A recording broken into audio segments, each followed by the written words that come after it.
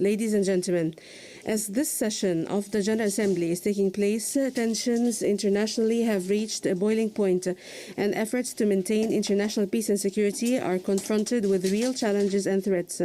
Clashes are intensifying, crises are multiplying, conflicts are escalating, chaos is spreading, terrorism is gaining ground, the global economy is faltering, poverty rates are rising, climate change is accelerating, and development indicators are lagging. These are the unfortunate results of 8 decades of multilateral action that have followed the establishment of the United Nations.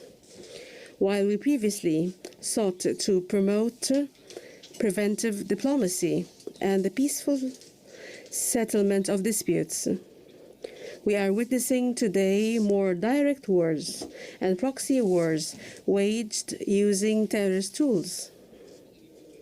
Instead of harnessing scientific advancement for the benefit and well-being of all people, we are witnessing disgraceful use of modern technologies as deadly tools to sow death and destruction. Instead of investing efforts and resources in achieving sustainable development for all, some are flagrantly draining the resources of other countries, stealing from their people, and imposing unilateral coercive measures that impoverish and destroy nations. Mr. President, for more than a decade, Syria has experienced unparalleled suffering. It fell victim to a fierce terrorist war, direct attacks on its territories that continue to this day, a multifaceted and stifling economic blockade and an unprecedented political and media incitement campaigns. Billions of dollars were spent to erode the development progress that Syria has worked over decades to achieve. Billions more were spent to spread chaos and undermine security and stability, and to force millions of Syrians to leave their homes, only to become internally displaced or refugees in other countries. Ladies and gentlemen, nevertheless, rest assured that despite everything, we have remained faithful to our strong beliefs, our firm positions, and to the choices we made as a nation. Syria never hesitated to protect and defend its people and never faltered in its war on terrorism. Economic hardships did not prevent us from meeting the needs of our people. All that has happened has revealed the true intentions of the collective West, which completely contradict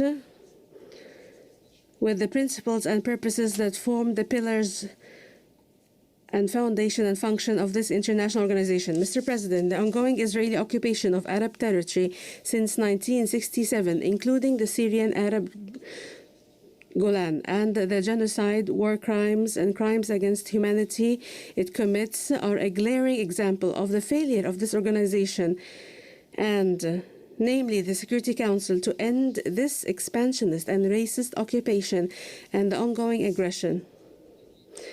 It is a damning proof that the United States has prevented the Council from fulfilling its responsibility to confront threats to international peace and security. Since the 7th of October 2023, the Israeli occupation has continued to commit bloody and terrorist crimes, adding another chapter to its 7-decade-long criminal record. Over the past months, the occupying forces and settler gangs have been carrying out a savage aggression on the Palestinian people and committing a genocide before the eyes of the whole world, which has claimed the lives of more than 42,000 Palestinians, most of whom are children and women. The Syrian Arab Republic strongly condemns the Israeli aggression against the Palestinian people and renew its solidarity with the legitimate struggle to liberate their occupied land and establish their independent state on their entire national territory, with Jerusalem as its capital, while ensuring the right of the Palestinian refugees to return to their homeland in line with international law and relevant UN resolutions. Syria also condemns all attempts to liquidate UNRWA and suspend the services it provides to Palestinians on their land and in neighboring countries. We stress the need to hold Israel accountable for its direct targeting of more than 200 personnel working for UNRWA and other UN and humanitarian agencies. In an attempt to cover the failure of its war against the Palestinian people and to escape its internal crisis, the Israeli occupying forces implicate others in their internal crises and distract from the failed war against the Palestinian people. Hence, they have chosen to drag the region into a serious escalation while benefiting from the immunity, impunity, and unlimited support provided by certain countries, in particular the US, in a clear case of hypocrisy and double standards. Israeli forces have scaled up their attacks on countries in the region, including my country, Syria, targeting vital civilian facilities, residential buildings, and even diplomatic premises, resulting in the death of dozens of civilians, significant material damage, and hindering the delivery of humanitarian aid to Syrians. On the 27th of July 2024, Israeli occupying forces committed another heinous crime against our people in the occupied Syrian Golan when they targeted the Syrian town of Majd al-Shams, claiming the lives of 12 Syrian children. The criminal Israeli forces went even further, blaming others for this tragedy and exploiting the death of innocent Syrians for propaganda purposes. The open Israeli aggression has also extended to our brotherly Lebanon. 2 weeks ago, the Israeli occupation authorities committed an unprecedented crime against the Lebanese by using the means of communication as a tool to kill unarmed civilians in a collective manner. A few days ago, the Israeli occupation authorities targeted the southern suburb of Beirut with a treacherous and cowardly aggression, destroying an entire residential block using tons of explosive bombs to assassinate Hezbollah Secretary General Sayyid Hassan Nasrallah, who for more than 3 decades led an honorable Lebanese national resistance against the Israeli occupation.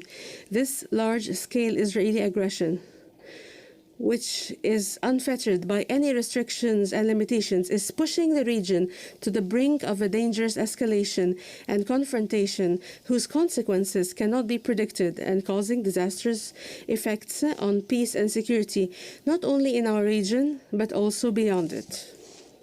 The Syrian Arab Republic calls on all member states of the United Nations to work towards ending the Israeli aggression against Palestine, Syria, and Lebanon, and hold the occupation authorities accountable for their crimes, as well as prevent impunity. The Syrian Arab Republic reiterates that the Golan is an occupied Syrian territory and that its inhabitants are Syrian Arab citizens who are and will always be an integral part of the people of Syria. They have struggled over decades against the occupation. Syria stresses that regaining the full Syrian occupied Golan line with UN Resolution 242, 338, and 497 is an inalienable right and shall never be subject to compromise and will never be affected by the passage of time or be subject to the statute of limitation. Mr. President, the crimes and attacks of the Israeli occupying forces against Syria cannot be seen in separation from the subversive role played by certain Western countries, especially the US, the United States of America, corrects the interpreter. In my country, Syria, these countries have continued to violate Syria's sovereignty, unity, and territorial integrity by illegally deploying their military forces inside Syria's territory, allowing their officials to sneak into Syria, and supporting separatist militia and terrorist groups.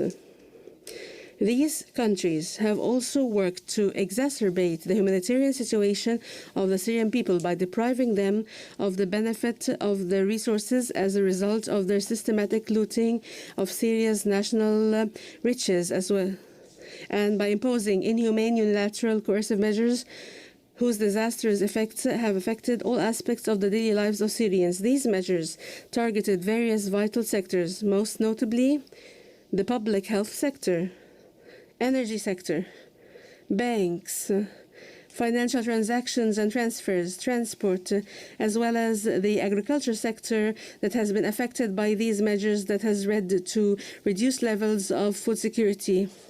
All the unfounded allegations made by Western countries to justify such illegal measures and to deny or downplay their catastrophic impacts have been laid bare in multiple recent UN reports. In this regard, my country reiterates its call for the immediate, full, and unconditional lifting of unilateral coercive measures as they amount to a collective punishment of the people and a form of economic terrorism and a flagrant violation of the UN Charter and international law.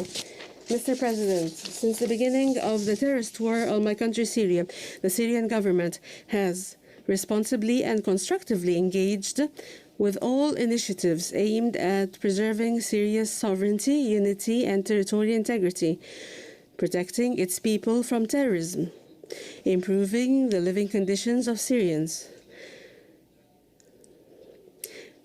Many measures have been taken to that end, which can be summed up as follows. 1. Mobilizing all efforts to eradicate terrorist groups that are enlisted by the Security Council and putting an end to their dark thinking, extremist ideology, practices based on killing, torture, enforced disappearance, restriction of freedom, recruitment of children, discrimination, and violence against women and girls. The Syrian government continues to confront the remaining organizations to end the suffering of Syrians, and we call upon all countries to repatriate their citizens currently detained in illegal centers in northeastern Syria to end and close them due to the danger they pose to them in the future. 2. Pursuing national reconciliation and local settlement agreements, where 23 amnesty decrees have been issued, which facilitated the social reintegration of those who had lost their way. The most recent of these was Legislative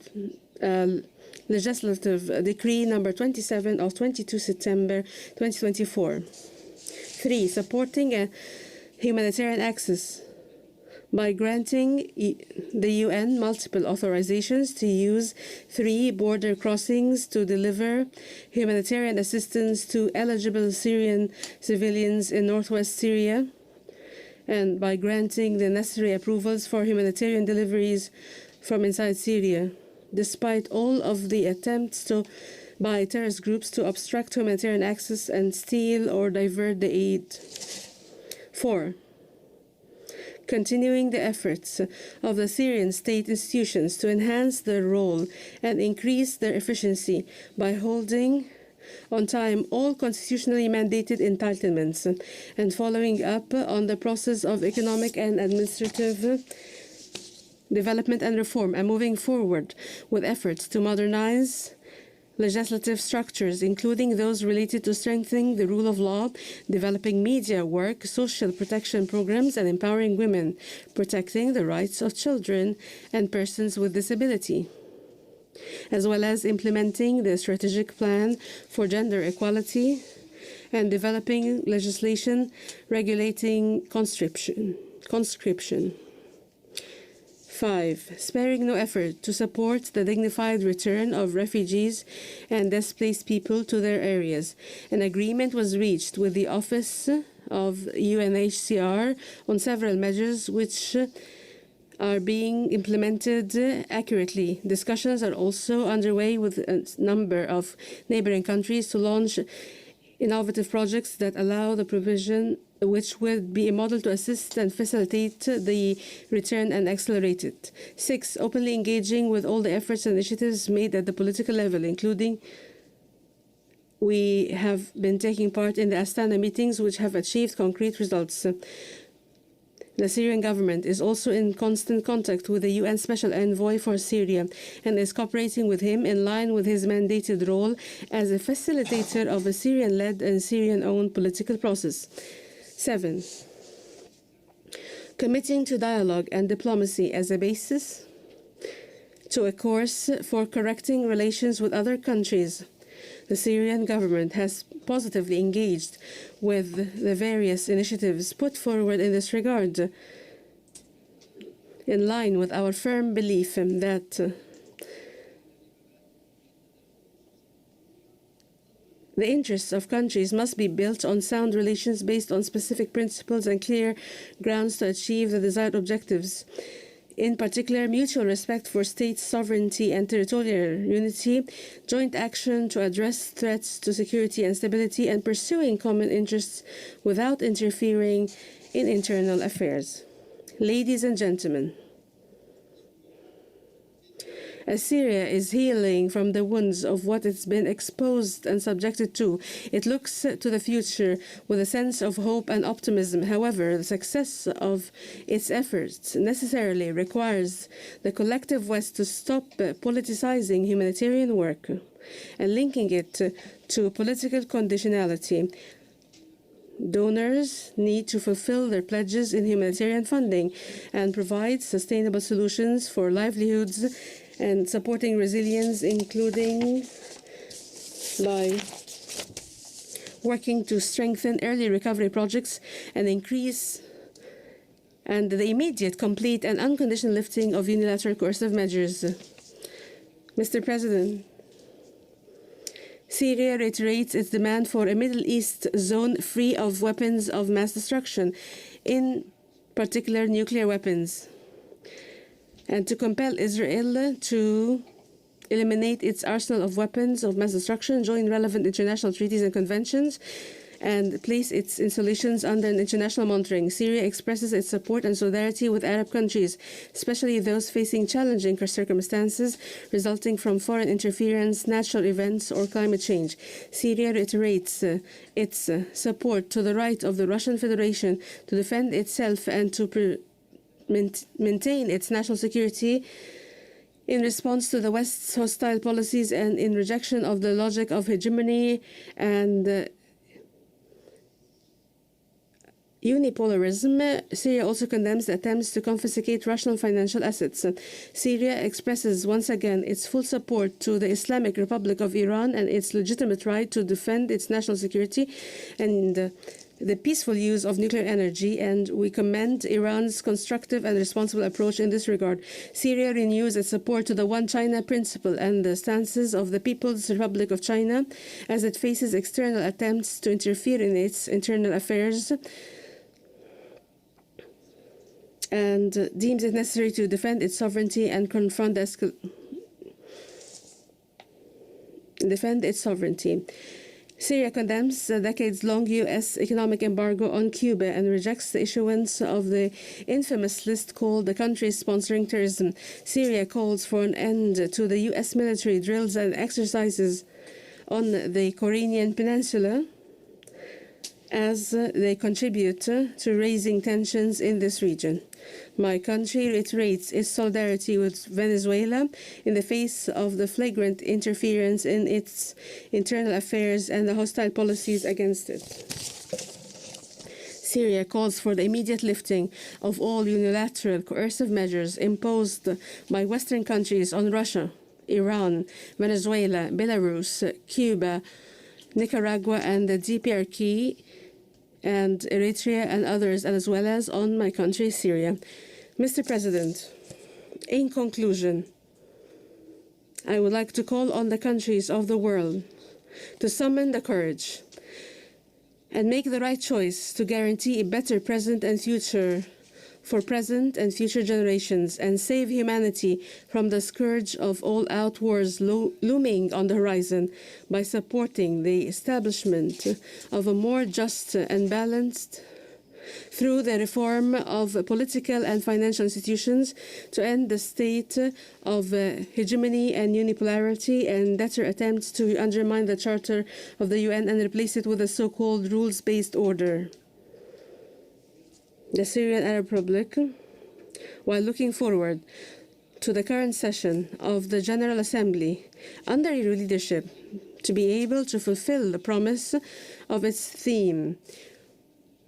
We stress that success in translating this theme into a practical reality requires abandoning the policies of hegemony, exclusion, blockade, and collective punishment of peoples, and adhering to the Charter of Organization, respecting international law, multilateral diplomacy, and granting developing countries equal opportunities to advance their societies and achieve well-being, prosperity, and sustainable development for their peoples. I thank you, Mr. President.